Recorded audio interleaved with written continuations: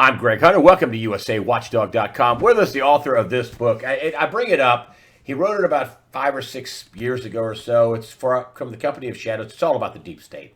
It's from a former CIA officer giving it away, Kevin Shipp, who's a regular on this program because he's just a real asset for a USA Watchdog and all of our viewers because of how he thinks and his training, counterintelligence. He's got a deep resume. He protected one of the CIA directors, I think Casey, for a while. Kevin Shipp, thank you for joining us today on USAWatchdog.com. Hey, Greg, thanks for having me. China, let's start there. I've been saying for a while, what's happened, no matter what you think, it's a weapon, it's not. It's a 100% disaster, PR disaster for China. China is never going to be the same.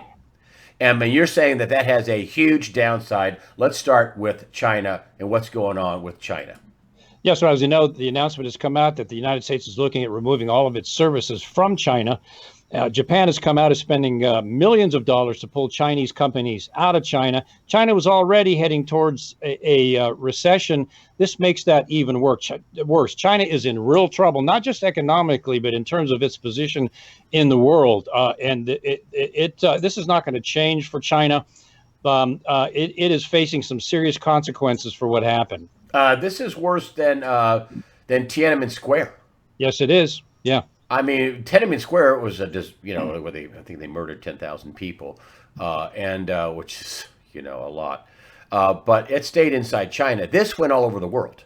Tiananmen Square was a horrific act, but it didn't affect the Chinese economy like this is. And China was able to sadly put the lid on that. They can't put the lid on this because they've been exposed to the entire Western world that is now holding them accountable. They can't walk this one back. And we're talking about them being with Huawei, and listen, somebody thinks that's a huge threat because it's such a threat that Boris Johnson has decided to go ahead with Huawei, the Chinese telecommunication company, with their 5G rollout, and we're threatening to pull all of our intelligence away from the UK.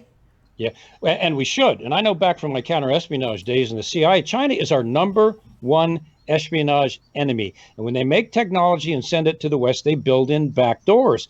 And that's why what the UK is doing from an intelligence perspective is absolute foolishness. We can't have our assets, we can't have our station, we can't have our operations connected to the UK and UK intelligence if they're connected to Hawaii's, if I'm pronouncing it right, Huawei.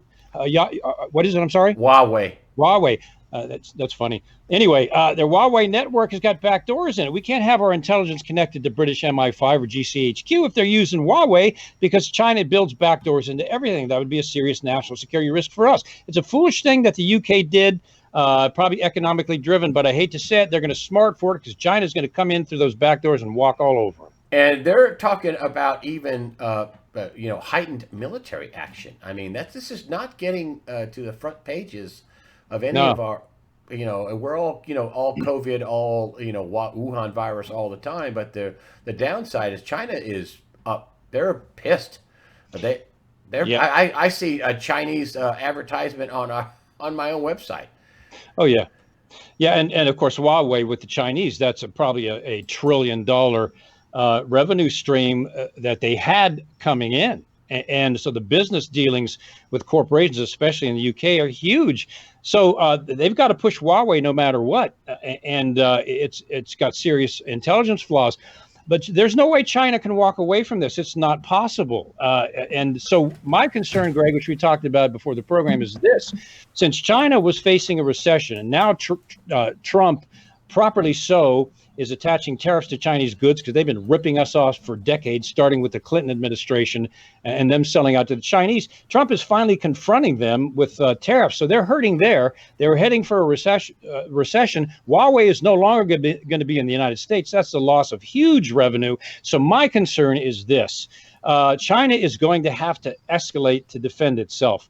And typically in history, we've seen that a lot of wars have been started during or over an economic crisis where two nations are fighting over economic issues or some sort of economic devastation. Well, that's where China is right now. I think what is going to happen is China is going to escalate. We're already seeing that in the South China Sea. They've sunk a Vietnamese fishing boat. They're rattling their sabers about their ownership of the South China Sea. The Philippines are complaining about China's overbearing actions there. China is going to escalate, in my humble view, using proxies, and they're going to start saber rattling militarily against the United States. And this is not good.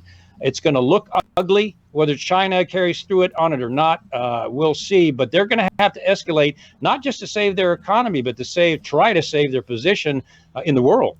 Well, if they don't escalate and their economy falls into complete ruin, well, and ours may also as well.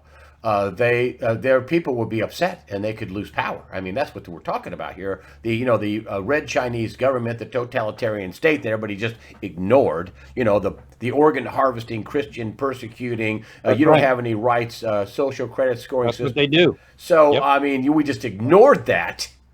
Yeah. Well, U.S. businesses, in their greed and with the kind of the false narrative that, well, we can change China by going in and showing them capitalism, despite the fact that it's a brutal, ruthless communist government. And all the U.S. corporations were afterwards cheap labor and cheap production. Well, now it's coming back to bite them. And it's biting them hard in terms, even these U.S. businesses are having losses in China. So, as they say, you reap what they sow. Now we have to deal with it. Thank God for President Trump. He saw this ahead of time and is starting to protect the U.S. economy against this. China is desperate. China's going to get more desperate. China is economically desperate, and in desperation, typically what a lot of nations do, especially communist ones like the Soviet Union did, is they get more aggressive. Yeah. And of course, I can't not talk about China to give my little plug. That Mary Barra, the CEO of General Motors, is an idiot for building Chevys in China and shutting down production over here. She's an idiot. Yeah. She should be fired. Yeah. She should. She should be fired for that. Understanding the risk of it. Oh, China's okay. They only mowed down 10,000 people in 1989. They're okay. That was just a little incident. Completely ignoring their grotesque human rights violations, as Apple did when they had them building their circuit boards, completely ignoring their and members of our Congress, completely ignoring their grotesque human rights violations. There's no excuse for that. And you think it'll be a drag on the no question. This is going to be a drag on the economy. The engine that pulled us out of of the soup in the past, China and all their money printing along with all of ours. You think that this is going to be a huge drag on the global economy? Oh, they're absolutely, because China is connected all over the place. They have a major training hub in Italy, for example, which is one of the reasons the coronavirus got in there so easily. It's going to not just be a drag because China has been positioning and pushing itself as another economic world power to the United States. So when they start having economic problems, the world starts having economic problems. And there's a lot of talk, which is just inaccurate. Well, the United States can just default on its debt to China. Well, these are treasury bonds and the full faith and trust of the U.S. government in the Constitution. We can't do that. We never should have put the, what is it, $1.something trillion? 1.1, I think. $1.1 trillion China owns in our treasury bonds. How stupid can we be and still breathe? But we can't default on that debt. Yeah. But it's just what a mess. What a mess financially. What a mess. Yeah. Oh, it's huge, Greg. It's huge and it's dangerous. Let's move back here to the United States and talk about what's going on with General Flynn. I mean, the short story. They framed him. All the documents prove it. They framed him. He should have never been pressured to plead guilty to save his son. That's basically what happened. Because the mainstream press will say, well, he pleaded guilty. The mainstream press, what a bunch of liars. They are the enemy of the people. They really are. But they're also connected to China. Oh, my goodness gracious. Yeah. And of course, they've been parroting the PRC's propaganda campaign in terms of COVID-19. We know now that the New York Times has significant business interest in China. The Washington Post has significant business interests connected to China Daily, the state-controlled paper. CNN has significant business interest in China. So no wonder they're parroting the PRC propaganda. That's just disgusting. Yeah. I mean, just, that was the whole thing when they started. Well, you called it, Mr. President, you called it the China virus. Is that racist? Is that racist? Oh, give us all a break. Yeah. But see, I call it the racial industrial complex. They use xenophobia and racism for political gain, for contributions to attack Trump, and it's all just a bunch of hooey. And the great thing is the American people know it and they're tired of it. You mean like the woman that who's a Democrat who accused Joe Biden of basically sexually assaulting her, and they come out and they attack her, the mainstream, the legacy media? I mean, like those Typical. people, you know, the Me Too, like the purveyors of the Me Too movement, that she must be believed. Well, unless it's somebody coming after Joe Biden. Right. That's right.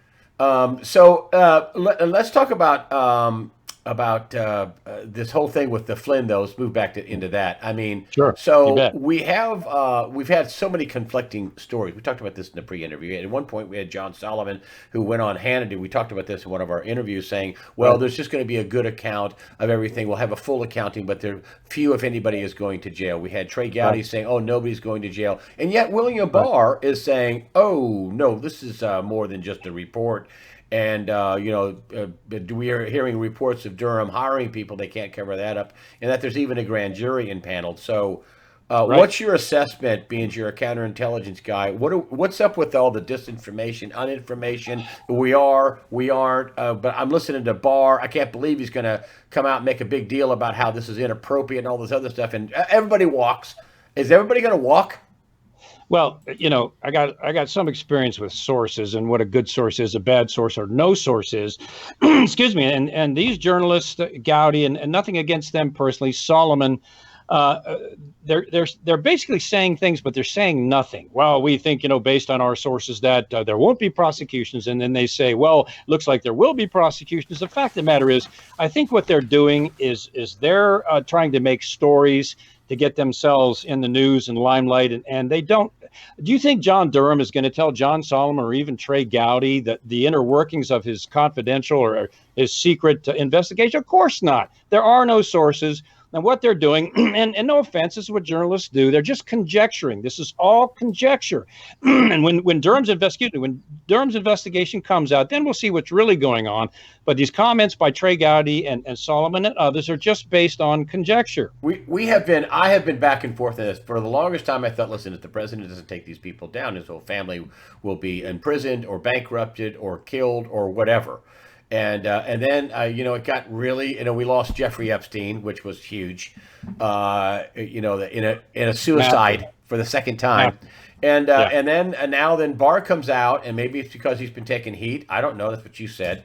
And it looks like it sure is looking like, unless this is a big head fake, that with this, everything coming out that's been released, and it's his Justice Department, Barr's, about the whole framing of Flynn. And Christopher Wray was dragging his feet on that, the FBI director. And then we had his attorney, Sidney Powell, which I've been all over it. Why Flynn? In the first 4 days of the Trump administration, after he was sworn into office, why Flynn? Because, as Sidney Powell said, that there would, quote, be hell to pay, and that he, Flynn, already knew it, was trying to audit all the intel agencies for their egregious abuses. No Operation Hammer, that hoax that you blew blew apart. Operation Hammer hoax pushed by multiple people on the internet. Total hoax. It was the what in the heck was going on? Why the hoax, and what was really going on? Well, the hammer was a hoax. Obviously, I documented and proved that beyond a reasonable doubt, without question. The people that pushed the hammer hoax, I think every single one of them needs to be held responsible, because they pushed that all the way up to General Flynn's defense, which could have impacted his freedom and the defense of his case. So every single person that pushed the hammer fraud should be held accountable. There's no question in my mind about that at all. The hammer was a smokescreen, and that's what people need to understand. It was a smokescreen for what really happened. They went after Flynn because the Obama administration, and the text show it led all the way to Obama, and that's kind of a no-brainer. But what they were trying to do by going after Flynn and ultimately Trump is to stop investigation into the intelligence agencies, the abuse of NSA 702 surveillance data, which Barack Obama had unmasked against his opponents, using Susan Rice with a complex spreadsheet, Samantha Powers, the UN ambassador, unmasking at least 250 names. The FBI was using private contractors to access the NSA surveillance database, 702 queries, and unmasking Americans' names there. That's what they were terrified of. That's why they wanted to stop Flynn, because Flynn was going to go in, audit, and investigate all of that. Not only that, but Flynn had come out publicly and said, Obama said, well, we've dealt with ISIS and ISIS has gone away. Flynn knew better. He was with the DIA. He knew intelligence. He came out publicly and said, no. ISIS has not gone away. Obama fired him. So Flynn was going to come in and expose Obama's cover-up of ISIS and its operations, and maybe ultimately his connections to the Muslim Brotherhood. So that's why they went after Flynn. That's why they fabricated the age-old FBI entrapment technique of lying to investigators, because they wanted to stop him from investigating what I call the shadow government, or the unconstitutional aspects of the intelligence agencies and what they were trying to do. And the Hammer hoax was, look over here, look over here. Oh, we have an alternative program. We didn't commit one felony after another, hundreds, thousands, who knows? We didn't do that. We weren't committing treasonous acts against this country. No, we had Operation Hoax Hammer. Yeah, and that's not a small matter. That's serious, what these people did in promoting that fraud. It's serious, very serious. And that's why I say these people need to be held accountable, because it was diverting attention from the real spying that was going on the part of the Obama administration. And Obama was in. He was in. Always in. There's no doubt. There's no doubt about it. And, we already had Clapper, and I want to get your thoughts on this, because I'm just a reporter.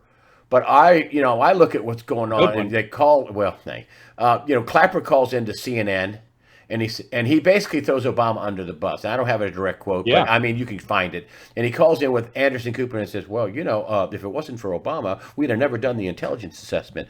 So evidently, if there are charges by Durham and Barr, these guys are going to say, they're going to do the Nazi prison guard thing, which was, I was just following orders. They will do that. So Obama's going to get, their defense is, I was ordered to do this. I mean, that's what's going to come down to. Am I wrong? Tell me about that. No, that's exactly what they're doing. Having come from the belly of the beast, I know how slick these people are. I know how they set things up and cover themselves. That's exactly what they will do. They're going to throw Obama under the bus.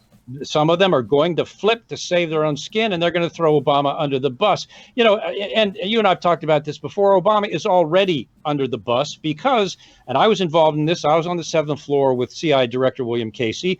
The CI produces the Presidential Daily Briefer, the PDB, which is presented to the president every single day. That PDB, without a doubt, would have had Crossfire Hurricane in it, and would have had the Steele dossier in it, and would have been presented its status every single day to Barack Hussein Obama. He knew, he had it. And remember Strzok's text to Lisa Page that the White House had interest in what they were doing. This leads directly to Obama.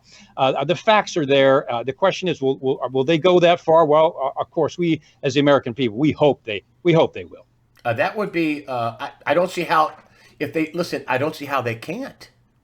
If Brennan's defense is the president ordered it. If Clapper's defense is, hey, the president ordered it. Yeah. I mean, how does it not go all the way up to the very top of the tree? In terms of true justice, it should. But you have to remember, of course, the corruption of the deep state in Washington, and all these people, if they wanted to push it up to Barack Obama, the congressmen and senators included, are jeopardizing their career. They're jeopardizing the millions that they make on the side with these deep state corporations. What it's gonna come down to is who's got the courage in the Congress and the Senate to push an investigation up to the president, and who's willing to have the guts and the patriotism to sacrifice their own career to push past the deep state and the powers that be and see that this happens. So it's a difficult hurdle. We as the American people, and I hear about this all the time, and there's millions out there of this view, we as the American people want justice served, and we want Barack Obama brought to account, held account for what he has done in this spying against Flynn, Trump, and others. Well, that's spying against, he's trying to undermine, I mean, basically, all these people were trying to undermine America. I mean, they were, Barr says this is a treason. Really? We're at war. I mean, according to Lindsey Graham, and when he was asking questions to what the Justice, what was his name, Kavanaugh. Yeah, I mean, we're in a war footing. I mean, that's treason, is it not? I mean, we're talking these guys committed treason, did they not? what treason's a pretty high bar. That means an intentional cooperation with a foreign power against our own government. If it rises to that level, that is treason. At the very least, it's sedition. Whether it rises to the level of the bar of treason, that remains to be seen, because it's a very high bar. If they coordinated, for example, we know that Barack Hussein Obama placed 5 active members of the Islamic Muslim Brotherhood in national security positions in our government, overthrew the government in Tripoli to replace it with the Muslim Brotherhood government. Now that could be construed as treason. Will it reach that level, that high bar? Sadly, I don't think it will. But at the very least, there's clear sedition. Well, what about what they're doing in terms of, you were talking about this to me on the phone, and you said, going after people individually is tough, but if you can prove a conspiracy, well, exactly. Tell me about that whole idea there about going after people individually and saying, okay, you all did this. You're saying that's easier. That's a better case. Tell me about it. Yes, I taught conspiracy law at a university. And they won't be able to get these people individually. In my view, it'll be very difficult because, the devil made me do it. I was following orders from Barack Hussein Obama, and there's no intent here. And I just went with the intelligence I was given and blah, blah, blah, blah. They will do that. But where it sounds like Durham is going is conspiracy law. So if you've got one person coordinating with another person, aka the John Brennan, James Comey, and others, if you have them conspiring to spy on the president or then a presidential candidate, then you have one or more persons conspiring to violate federal law. Then you have a conspiracy. And what a conspiracy charge does is it nets everybody involved into that felony charge, including people that are connected on the periphery. And I think it sounds to me that's where Durham is going, and that's, in my view, where he has a case. Wow, you think that's the case? You think that's why it's taken this? And is this why it has taken this long? Because I'm now back in the camp where there's now so much stuff's been released just in the Flynn thing with them trying to frame him and the documents that prove it. Yeah. I mean, so is this why it's taken so long? Because they're building a conspiracy case. That's conspiracy. When you have James Comey, when you have Peter Strzok and others, and you have Christopher Wray's notes, all saying, well, okay, we don't think he's lying, number one. Number two, he hasn't really committed a crime here. Number three, with McCabe's notes, well, how are we going to get him? We're going to try to set him up for lying.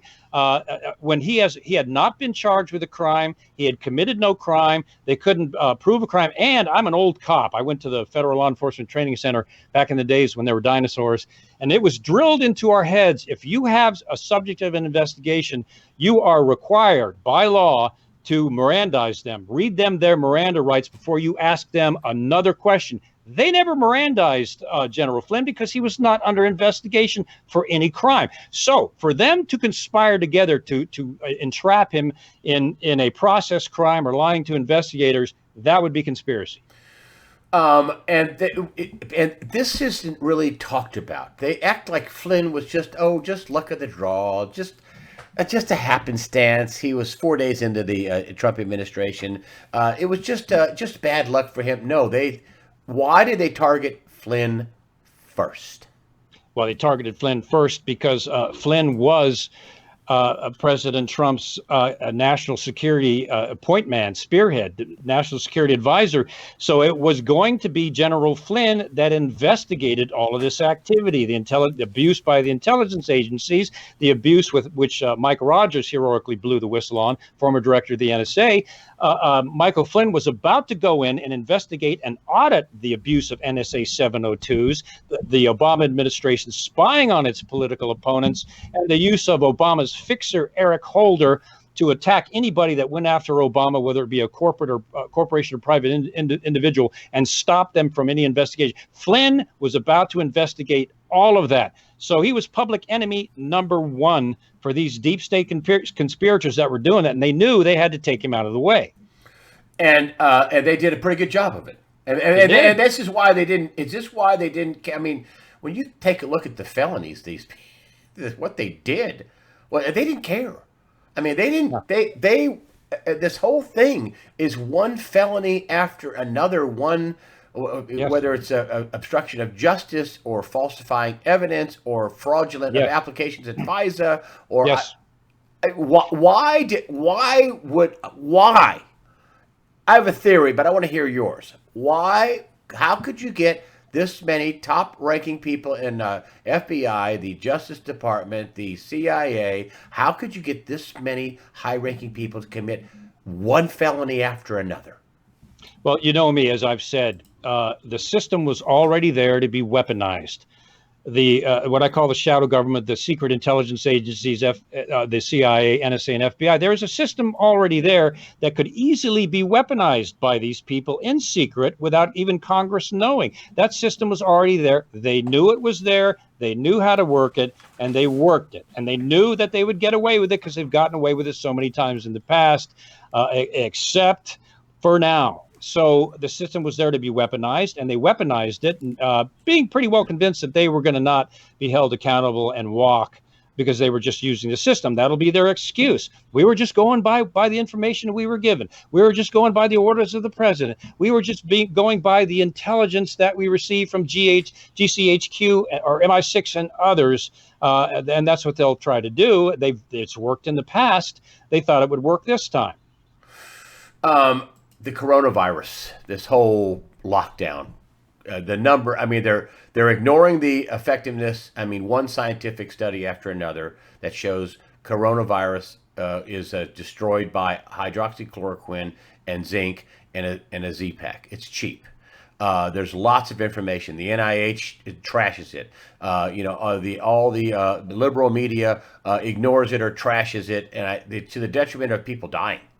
Yeah. What's up with what's your assessment of this whole coronavirus and the lockdown of America? Are they trying to tank the country? A lot of people have some pretty high stakes equities in this thing. We now know that Dr. Fauci had contributed money to the Wuhan lab in the Virology Institute lab in Wuhan after it was determined that it was no longer legal to do so. The NIH contributed $3.8 million to the Wuhan lab in China. These people have a lot to lose with the full story coming out and the end of the COVID virus. And of course, we know soft coup 1 failed, the impeachment hearing with Eric C. Aramello, the operational plant, not whistleblower. Soft coup number 2, the impeachment hearing. And now they're trying to use COVID-19 once again. And Pelosi has announced another investigation to try to impeach Trump again. They are more concerned, including the news media, with removing Donald Trump than they are with saving the lives of Americans by letting the information come out about hydroxychloroquine and other things. And that is sick, it's twisted, and it's sad, but that's who these people are. Does that tell you how high the stakes are? Yes. Oh, absolutely. Yeah, they're huge. Not to mention the mainstream media and business equities that you and I just talked about earlier in the program. I mean, we're back to China. They want to sell us out to China. They don't want a constitution. Guns. We don't want you to have guns. People in China don't have guns. We want a top-down. Monitor you on your self-reporting device, cell phone. Now they have a new.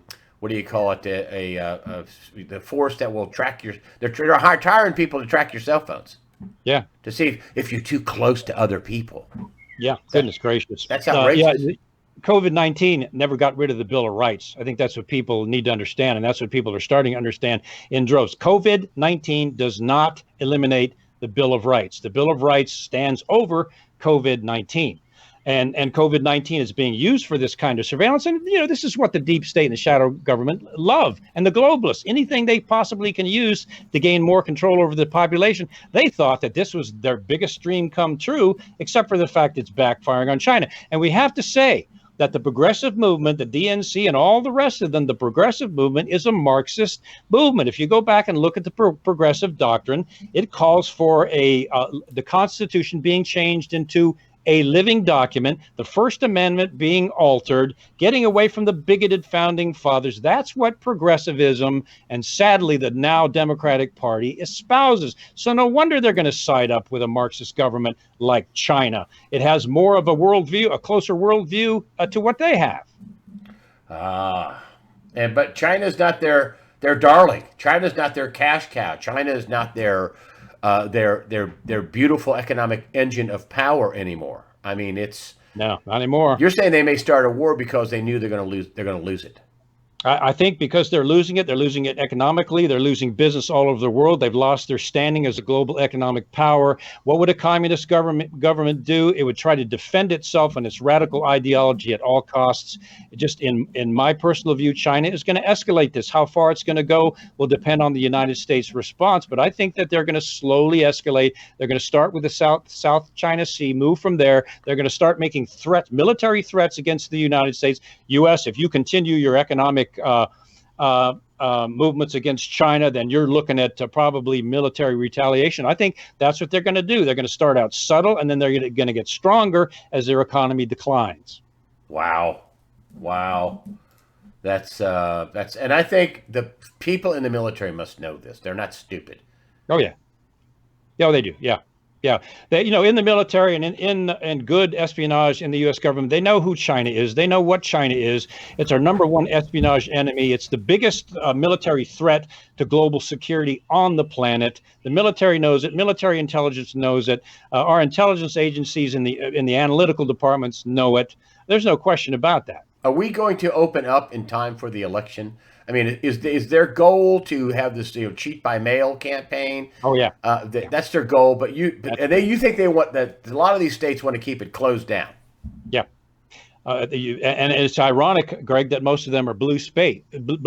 Isn't that a coincidence? And it also turns out that 70% of the COVID cases are in the blue states too. But anyway, the real tyranny has been going on not in the red states in this country. It's been going on in the blue states. Why? They don't want people openly voting, going out to the polls in November. They want mail-in ballots because, as everybody knows, it is the most easily manipulable system. Mail-in ballots and absentee ballots can be fabricated so easily, and they know it. And of course, they want to keep old Joe in his basement, hidden in his basement, because they don't want to bring him out in public, because that would be a catastrophe. And you think that what's your assessment of this is there's got to be Democrats. I mean, in California, Democrats surf, and you can't go to the beach. Yeah. And you can't eat out, and Democrats are going to be like, whoa, this isn't what I voted for. I voted to give a few people some health care. Yeah. Not me be locked down in some totalitarian military state by Gavin Newsom, the governor out there. Sad to say this, and we in our forensic psychophysiology program, they drilled this into our heads. Sadly, most people make 60% of their decisions based on emotion. And we know that a lot of the Democratic Party vote based on emotion. Well, if you're being held from going out on the beach, or if you're being withheld from doing what you want to do socially, emotion kicks in, and then you start rebelling against your own Democratic administration because you're thinking with your feelings and not with your head. Well, I think there are already people like Candace Owens. You can't have a smart, especially black female, thinking for herself. Oh my God, that's a disaster. You can't have people like Dr. Ben Carson thinking for himself, and smart people. There's plenty of black people who are very smart. Yeah, you can't have them thinking for themselves. Right. But they're going to lose a chunk of African Americans. They already are. They know they're going to. Yeah. And they're going to lose a chunk of white Democrats that are like, whoa, this is not what I want. This isn't what I. Do they realize that they're going to have a hard time at the polls? Is this part of the reason why they're doing? And I like to get rid of Trump and have the economy as bad as they can. Is this part of what they're doing in your assessment and your counterintelligence assessment? I mean, we have an enemy, and I just want you to give us an assessment of our enemy, which is the Communist Democrat Party. And I'm not out on a limb there. I mean, we have an enemy. What's the enemy thinking? Well, and we have to say that the Democratic Party is not the same party of JFK. No. The Democratic Party is now a progressive Marxist party that's an umbrella for every reprobate group in the United States with nowhere else to go. So they are also, the mainstream media is just the Democratic Party mainstream media, and they're all connected. They want power. They want power. They want control, and they could give a hoot about Americans' security. They want to get back into power. They're bloodthirsty. They're ruthless. I remember Saul Alinsky, who's kind of their mentor and was Hillary Clinton's mentor. He dedicated his book, Rules for Radicals, to Lucifer, in his words, the greatest rebel of all time. These people could care less about the truth. They could care less about what's good for the American people. It's all about gaining and regaining and retaining power. But you think that they're going to lose some of their stalwart voters? Yes. I mean, you think they're going to lose their voters? Is why they're just getting freaked out that their internal polls are showing, wow, we're losing it. We're losing our own people that voted for us all the time, right? I mean, women, they're looking at how they're handling this Joe Biden thing. Women are like, well, I thought you were the party of women. And no, I mean, they're losing blacks, women. They're losing people that were dedicated to the Democrat, young people. They're losing. They're losing millennials. Yep. So you think that they're doing this because that they're going to have an awful time in the November elections? I think it's going to be a bloodbath. I think, what was the last stat I heard? Trump's got the highest approval rating amongst the African American community of any GOP president or candidate in the past. Yes, they're starting to come over to Donald Trump because of what they're seeing that the Democratic Party is doing. It's starting to hurt them also. And you can see how desperate they are. Megan Rapinoe, I call her Megan the Raptor, came out and wanted equal pay all the way to the Supreme Court for the women's soccer team. And I've got no issue there. But she came out and supported Joe Biden, and Joe Biden just came out and said that if the women's soccer team doesn't get equal pay, then he'll shut the entire league down. I mean, that's how desperate he is to get the women's vote, because he knows, and he's not saying this of his own, in my opinion, he's being fed these talking points by the DNC, trying to get the woman's vote back by trying to side with this Supreme Court ruling about the women's soccer team. It's a desperate attempt to try to get the women's vote back because they're bleeding, they're losing it.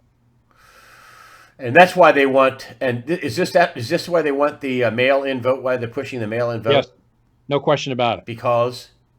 No question about it. Now, if you want to look at who is for the people and who's an enemy of the people, somebody for the people is for the Constitution. They're for voting. They're for the right to vote and proper voting amongst people. The Democratic Party is not about that. They're all about winning. So in that regard, they are the enemy of the people. I think Trump is going to be elected by a wide majority in November, and I think they know it too. So they're trying everything they can to try to stop this, and they're using COVID-19 to try to do it. And that's clearly with what Nancy Pelosi is doing, and Chucky Schumer and others coming out trying now to have a COVID-19 task force against President Trump. You'd think it was ridiculous if it wasn't so evil. And the vote by mail is just cheat by mail. I mean, is that it's your cheat by assessment? mail? Well, yeah, well, we know from cases in the past how easy it is to fake a mail ballot, and especially absentee ballots. Those have been abused in previous elections. It's the easiest way to rig an election. I think any expert, and all the ones that I have researched, have come out and said that. I mean, that is the easiest way to engage in voter fraud that there is. Wow, that's all they got. They don't have any policies. They don't have much of a candidate. No. The governor who they like to run in New York, they just had a big total about how many more people died in nursing homes in his state. So if you're old, he's really not your governor. But so you think Trump wins big, and they know it, and you think their polls are saying Trump wins big. Yeah, even the millennial Democrats. polls. You think the Democrats polls think Trump wins big? Oh yeah. Oh, they're terrified. Their own internal polls are showing this. They're terrified that Trump is going to win because it's pretty obvious that he will. And they will stop at nothing, including manipulating voter ballots and especially absentee ballots. They'll stop at nothing to try to overturn Trump in November and retain their power. And if they'll stop at nothing. And if he gets a second term, then do we get all the kickback schemes out of the State Department and China giving Joe Biden's kid, his company, $1.5 billion, and all the kickbacks over in the Ukraine and all this whole deal, that the State Department is just one big kickback scheme? Well, when I did investigations internally with the CI, some of them were international, and I did some within the Department of State. I was shocked at how riddled it was with corruption and even espionage. So that does not surprise me. Oh, yeah. This is why they're so terrified. If Trump gets elected a second time, the investigations will begin, and that will go all the way, of course, to Ukraine, to the activities of the Democratic Party, Barack Obama, Hillary Clinton, their lawyers and their representatives, and the corrupt connections to the Soros organizations in Ukraine. That, amongst other things, will all come out. And you would think about it. Not only do they stand to lose their party, not only do they stand to lose power, some of them stand to lose their freedom in terms of some of the criminal acts that they've committed. So are they desperate? Oh, you bet they are. And this is why they've committed so many felonies. Because I just think Yes. to myself, how can they get people to commit this many felonies, to obstruct Yes. justice and make up stuff and frame people and file fraudulent files? They just with a document paid for by the other party. I mean, it's just like it's just off the charts. It's off the charts, desperate, and this is why. Exactly. Your book, this could have been written this week. You sell it on your site for the love of freedom.net, correct? .net? Yeah, for the love of freedom.net. That's correct. Yeah, I know you're also coming up with a new website. We'll talk about that later. I don't have it yet, but it's up there. You also have something every day, almost Shipp's briefs, right? Yes, I have the Shipp Brief every day Shipp on Brief. fortheloveoffreedom.net. And then, of course, I have my Patreon channel, patreon.com/Kevin_Shipp, where I have the Shipp Intelligence Report on there. And every Friday I do the politically incorrect news analysis, where I just lay it out there, in my opinion, on some of these stories, some of which we're talking about. Those are both on my Patreon channel. And since I gave up my pension when I blew the whistle on the CIA. No, you didn't give it up. They stole it from you. Yeah, Okay. we were robbed. Okay. Yeah. So, No question about it. yeah, and So we got that's how we survive. That's how we function. you blew the whistle on other CIA officers at jeopardy because of a flaw in a security in a computer database. Correct? Yeah, correct. That's a long, short story of it, and they punished you for it severely. I'm going to put up all the links at the end. Your Patreon. I'm going to put your snail mail address up directly on my website. Hopefully, you'll get some donations. People will support you. You're a hero for this. I'm telling you. I just want to end with this. This Operation Hammer. You were hammered for it. You were attacked for it. I was, but to a lot lesser extent than you. It was like you had the big driver, the big stick, and I was like setting up little golf balls, going, "Mr. Shipp, here we go." So good for you, man. You were the only one that had the courage and the objectivity to at least let me come on and present the evidence. Of course, I was several threats of lawsuits, threats about my reputation, and on and on. Now, coming from where I come from, exposing the CIA, I've kind of got a hardened shell, but it was a pretty lonely, difficult time. It wasn't for you, Greg. It would have been just me, but you had the courage and as a good journalist, you had the courage to come out and report it. You were the tip of the spear. I mean, there was a time, just to let people know, when we were talking, this didn't just happen just by happenstance. I'm discussing, whether I want to chase this or not. And it came down to you on the phone, and I'll never forget this. And it sent chills all over me. And you said, "Greg, this is a hoax. This is a hoax. I'm right about this." And I went, "Okay, all right, let's go. We'll do it." Yeah. And you were right about it. And you saved not just General Flynn. I mean, Flynn needed to be in jail. He needed to be disgraced, right? For their plan to work to go after Trump. So that's what they had to do. Yeah, to stop Flynn, to stop Trump. They needed that charge to stick. Flynn needed to be forever a convicted felon. Yeah, yes, and my concern was seeing how they had entrapped General Flynn, who's of course a true patriot, and was about to do an examination of their criminal activity. That's how serious the hammer was. It was a smokescreen to divert attention away from what Flynn was about to expose. And it also was sent to Flynn. It could have jeopardized his legal defense team with the false information. So it's no small matter. It's very serious. Yeah. For the love of freedom.net. I'll put the book link up too. It's a fabulous book, folks. I mean, you want to know somebody who knows about the deep state instead of just people on the internet, like, people like me that don't know anything about it. Here's a guy that knows about the deep state. He knows about the shadow government. He knows about what happened. He worked there. He knows all about it. Had a very high security clearance to protect William Casey for a year in his home. So I really appreciate it, Kevin Shipp, for coming on and letting us know what's going on. Long interview, but a lot of people at home because the lockdown's still happening for a lot of people. Kevin Shipp, thank you for joining us today on USAWatchdog.com. Greg, as always, thanks for having me.